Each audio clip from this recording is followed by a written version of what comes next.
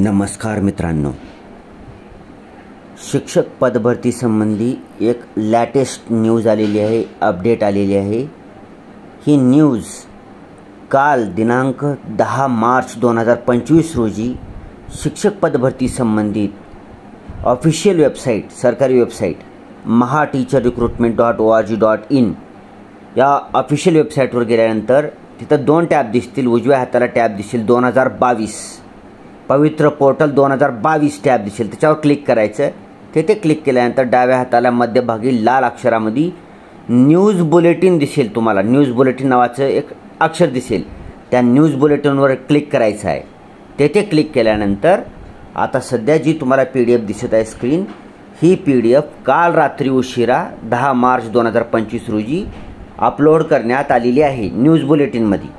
आणि आता ह्याच्या पुढून सुद्धा सर्व पवित्र पोर्टल 2022 शिक्षक भरती संबंधित सुद्धा ह्याच न्यूज बुलेटिनवर तुम्हाला लेटेस्ट न्यूज स्वतःलाही चेक करता येईल। मी सुद्धा त्याच न्यूज बुलेटिनमधल्या ह्याच्यावर व्हिडिओ बनवत आहे। काय बघूया ह्या न्यूज बुलेटिनमध्ये। पवित्र प्रणालीमार्फत शिक्षण सेवक शिक्षक पदभरतीबाबत उमेदवारांसाठी स्वप्रमाणपत्र नव्याने नोंद करणे किंवा पूर्वीच्या स्वप्रमाणपत्रामध्ये दुरुस्त्या करण्याबाबत सूचना। दुसरा टप्पा TAIT 2022 दिनांक 10 मार्च 2025। थोडक्यात सांगतो, TAIT 2022 ही जी परीक्षा 2023 मध्ये झालेली होती। जरी याचं नाव TAIT 2022 असेल तरी याची परीक्षा 2023 मध्ये झाली होती। 2023च्या फेब्रुवारी मार्च महिन्यामध्ये झाली होती आणि ह्याची ऑनलाईन अर्ज करायची शेवटची तारीख होती 12 फेब्रुवारी 2023 आणि पुन्हा 22 फेब्रुवारी 2024 पासून बहुतेक 3 मार्च 2024 पर्यंत एक्झाम झाल्या होत्या, ऑनलाईन एक्झाम झालेल्या होत्या। विविध शिफ्टमध्ये ऑनलाईन कॉम्प्युटरवर एक्झाम झाल्या होत्या। तर ती परीक्षा दिलेल्याच विद्यार्थ्याकरता हा व्हिडिओ आहे, इतर परीक्षावाल्यांसाठी नाही। मग जरी ती 2023 मध्ये परीक्षा झाली असेल तरी तिचं नाव होतं TAIT 2022 एक्झाम। ती 23ला झाली होती, ठीक आहे, ध्यानात ठेवायचं। आता ही एवढं स्पष्टीकरण का द्यायची गरज आहे की कन्फ्यूज करता तुम्ही त्याच्यासाठी, ठीक आहे। तर ती परीक्षा दिलेल्या विद्यार्थ्यासाठीच ही व्हिडिओ आहे। आता त्याच्यासाठी काय आहे, मग पुन्हा काय झालं की पुन्हा पवित्र पोर्टल ॲक्टिवेट झालं आणि त्याच्यावर स्वप्रमाणपत्र सेल्फ सर्टिफिकेशन चालू झालं फर्स्ट फेजचं। त्यावेळेला ज्या लोकांनी नोंदणी केली असेल व त्यांच्यामध्ये काही त्यांना ॲडिशन करायचे असेल त्यांच्याकरता बी हा व्हिडिओ आहे। व त्या फर्स्ट पेजच्या टायमाला जे कोणी लोक दुर्लक्षित राहिले असतील किंवा त्यांना ध्यान राहिलेलं नसेल की सेल्फ सर्टिफिकेशन करायचं आणि त्यांनी त्या प्रक्रियेत भागच घेतला नाही, तर फक्त त्याच लोकांकरता आता नव्यानं रजिस्ट्रेशन करता येईल, ठीक आहे, नव्यानं रजिस्ट्रेशन करता येईल। विसरून राहिलेले लोक ज्यांनी नोंदणीच केली नाही फर्स्ट फेजमध्ये, फर्स्ट फेजच्या टायमाला जा अगोदर काही दिवसा अगोदर नोंदणी चालू होतं, तर त्यांनी नोंदणी केलेली नसेल तर त्यांना आता नव्याने न्यू रजिस्ट्रेशन करता येईल, ठीक आहे। हे सर्व TAIT 2022च्या एक्झाम दिलेल्या विद्यार्थ्याकरता लागू आहे, बाकीच्या विद्यार्थ्याकरता लागू नाही। TAIT 3 जी नवीन परीक्षा होणार आहे त्याचं आणखी नोटिफिकेशन आलं नाही। ह्याच्यात मुद्दे जास्त आहेत, मी वाचत आहे, तुम्ही काळजीपूर्वक लक्षपूर्वक ऐकायचं आहे। पॉईंट नंबर 1, पवित्र प्रणालीमार्फत शिक्षण सेवक शिक्षक पदभरतीबाबत उमेदवारांनी स्वप्रमाणपत्र पूर्ण करण्याबाबतच्या पवित्र पोर्टलवर यापूर्वी प्रसिद्ध केलेल्या दिनांक 1/9/2023च्या 2 सूचना, तसेच 4/9/2023, 14/9/2023, 18/9/2023, 21/9/2023, 29/9/2023, 1/10/2023 इत्यादी सूचनांचे अवलोकन करावे। त्या न्यूज बुलेटिनमध्ये सुद्धा आहे, मी सुरुवातीला सांगितलेल्या ती सगळे न्यूज बुलेटिन वाचून घ्यायचे आपल्याला काय अडचण आली तर। ऑफिशियल आहेत, ती सरकारने दिलेली आहे, ती आयुक्त कार्यालयामार्फत आलेलं आहे। सदर सूचना योग्य त्या फेरफारांसह दुसऱ्या टप्प्यातील TAIT 2022 स्वप्रमाणपत्र नव्याने नोंद करणे किंवा पूर्वीच्या स्वप्रमाणपत्रामध्ये दुरुस्त्या करण्यासाठी लागू राहतील। क्लिअर आहे। पॉईंट नंबर 2, शिक्षक अभियोग्यता व बुद्धिमत्ता चाचणी 2022 मधील प्राप्त गुणांच्या आधारे शासन निर्णय 7/2/2019 10/11/2022 व इतर अनुषंगिक शासन निर्णयांतील तरतुदीनुसार राज्यातील स्थानिक स्वराज्य संस्था व खाजगी व्यवस्थापनांच्या शाळांतील शिक्षण सेवक किंवा शिक्षक या रिक्त पदांवर टप्पा 2 अंतर्गत भरती करण्यात येणार आहे. क्लिअर आहे. पॉईंट नंबर 3, शिक्षकांची सदर भरती ही त्या व्यवस्थापनामध्ये रिक्त असलेली पदे, इयत्तांचा गट, विषय, अध्यापनाचे माध्यम, आरक्षण, समांतर आरक्षणासह उमेदवारांनी शिक्षक अभियोग्यता व बुद्धिमत्ता चाचणीमध्ये प्राप्त केलेले गुण व त्यांनी पोर्टलवर लॉक केलेले प्राधान्यक्रम इत्यादी बाबी एकत्रित विचारात घेऊन गुणवत्तेनुसार पवित्र प्रणालीमार्फत शिफारस होणार आहे. हे पॉईंट काळजीपूर्वक वाचायचं आहे, तुमच्या मनात कसलीच शंका राहणार नाही. ठीक आहे. पुढचं पेज. पॉईंट नंबर 4, स्थानिक स्वराज्य संस्थांकडून रिक्त पदांची भरती ही मुख्यत्वे मुलाखतीशिवाय या पर्यायातील असतील. यासाठी एका रिक्त पदासाठी एका उमेदवाराची एकास एक या प्रमाणात नियुक्तीसाठी वरील क्रमांक 3 मध्ये नमूद बाबी विचारात घेऊन पवित्र प्रणालीमार्फत त्या व्यवस्थापनाकडे शिफारस होणार आहे. ठीक आहे. हे झडपीचं सांगितलंय. झडपीला काय आहे, विना मुलाखतच येणार आहेत. त्याला मुलाखतीशिवाय सुद्धा म्हणतो, म्हणजे डायरेक्ट गुणावर नोकरी लागणार आहे. त्याला मुलाखत वगैरे काय नाही. झडपी स्थानिक स्वराज्य संस्था म्हणजे काय, जिल्हा परिषदा, नगर परिषदा, महानगरपालिका, ठीक आहे, म्युनिसिपल कॉर्पोरेशन, हे सर्व स्थानिक स्वराज्य संस्था. सरकारी शाळा, थोडक्यात सरकारी शाळेशी संबंधित आहे. पॉईंट नंबर 5, खाजगी शैक्षणिक संस्थांकडून रिक्त पदांच्या भरतीबाबत पवित्र पोर्टलवर प्रकाशित होणाऱ्या जाहिराती या मुलाखतीशिवाय व मुलाखतीसह या 2 पर्यायातील असतील. खाजगी संस्थाचं माहिती आहे तुम्हाला, त्याच्यामध्ये अनुदानित संस्था जी आहेत त्यांच्यामध्ये मुलाखतीशिवाय बी आहेत आणि मुलाखतीसह बी आहेत. यापैकी कोणताही एक पर्याय निवडण्याचे स्वातंत्र्य खाजगी शैक्षणिक संस्थेत असेल. मुलाखतीशिवाय या पर्यायासाठी एका रिक्त पदासाठी एका उमेदवाराची एकास एक या प्रमाणात नियुक्तीसाठी पोर्टलमार्फत शिफारस होणार आहे. मुलाखतीसह या पर्यायासाठी एका रिक्त पदासाठी 10 उमेदवारांची उमेदवार उपलब्धतेनुसार एकाच 10 या प्रमाणात मुलाखतीसाठी पोर्टलमार्फत शिफारस होणार आहे. क्लिअर आहे. पॉईंट नंबर 6, स्वप्रमाणपत्र पूर्ण करण्यासाठी पहिल्या टप्प्यामध्ये नोंदणी केली नसल्यास संबंधित उमेदवारांनी स्वतःची नोंदणी रजिस्ट्रेशन करणे आवश्यक आहे. मी म्हणलो की विसरलेले लोक ज्यांना ध्यानच राहिलं नाही रजिस्ट्रेशन करायची तारीख गेली निघून, ही नोंदणी करण्यासाठी रजिस्टर हिअर येथे क्लिक करून तेथे आपला टेट 2022 चाचणीचा रोल नंबर व रजिस्ट्रेशन नंबर नोंद करावा.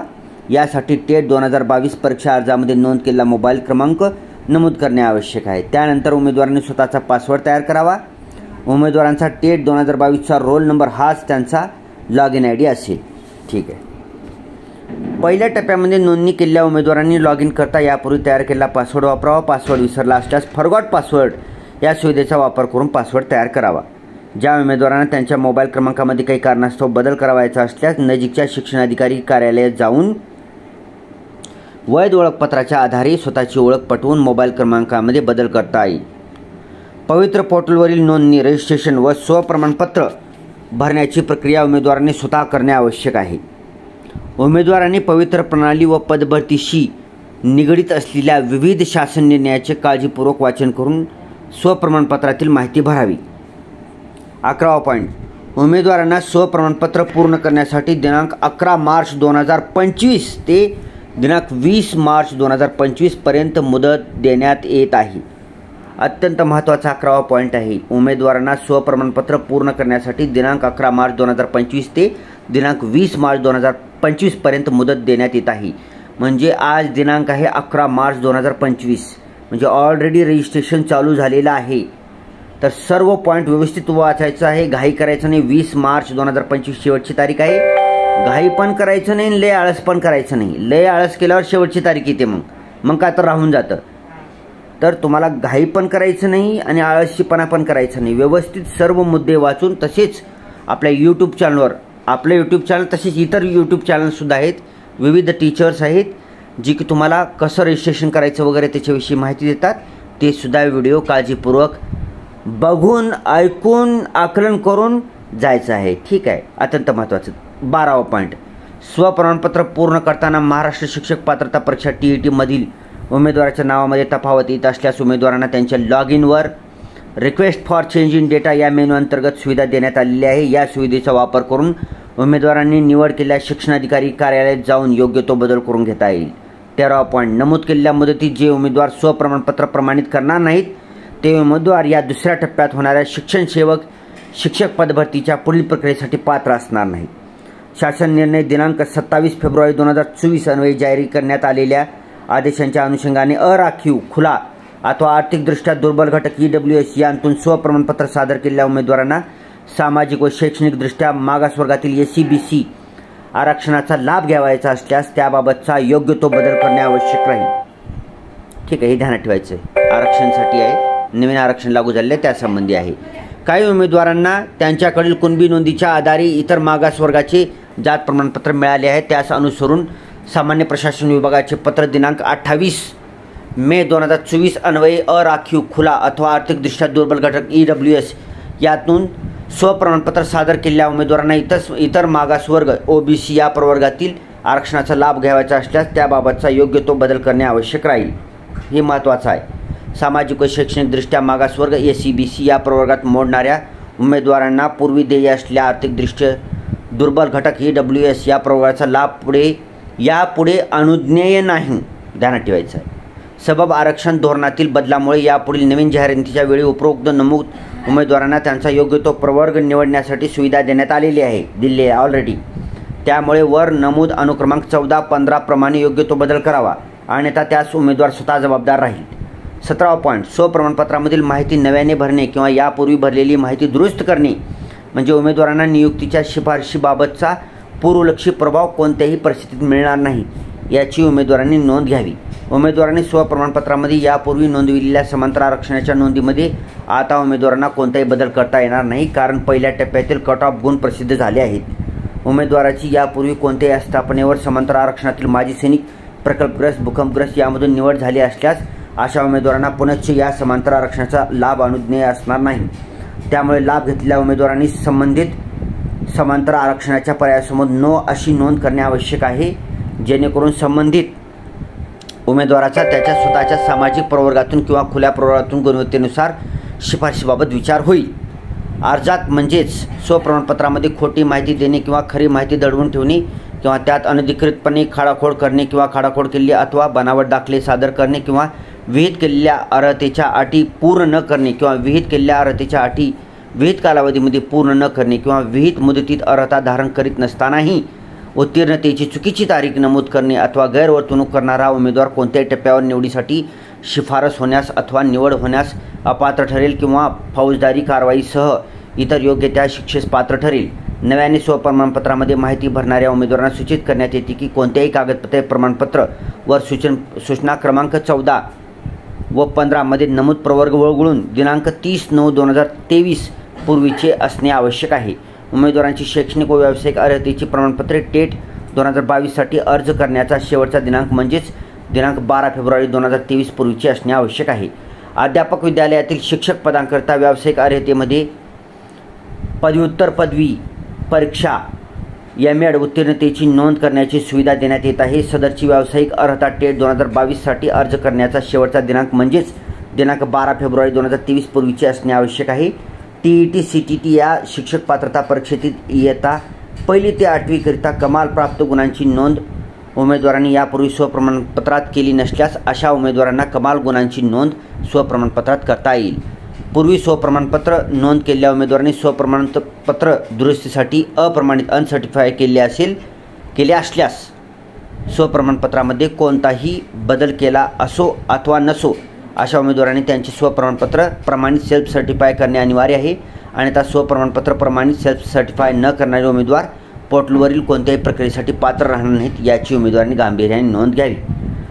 सर्व फर्स्ट फेजला रजिस्ट्रेशन केलेले विद्यार्थी तसेच फर्स्ट फेजला विसरून राहिलेले विद्यार्थी तसेच ज्यांना सेकंड फेजला अप्लाय करायचं आहे अशा सर्व आपल्या मित्र मैत्रिणी नातेवाईकांपर्यंत हा व्हिडिओ शेअर करायचा आहे। Thanks for watching. Vande Mataram.